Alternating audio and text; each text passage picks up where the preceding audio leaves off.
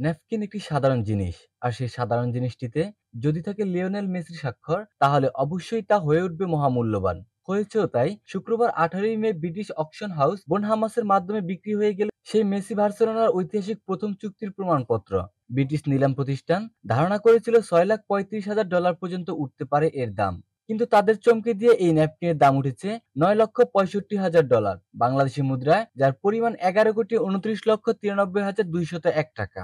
নিলামে এর ভিত্তিমূল্য ধরা হয়েছিল $3 লাখ। বার্সা ও মেসির মধ্যকার সেই ন্যাপকিন পেপারে করা চুক্তিতে লেখা ছিল, বার্সেলোনায় 14ই ডিসেম্বর 2000 সালে মিনগোল, হোরাসিও আর বার্সার ক্রীড়া পরিচালক কার্লোস রেক্সাসের উপস্থিতিতে পূর্ণ দায়িত্বের সঙ্গে নির্দিষ্ট অঙ্কে লিওনেল মেসিকে সই করানোর ব্যাপারে একমত হওয়া গেল।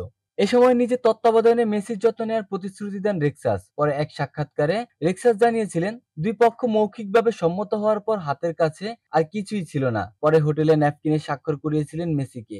মেসির নাম থাকলে বিশ্বাসযোগ্যতা আরো বাড়বে বলে মেসির বাবাকে রাজি করিয়েছিলেন তিনি।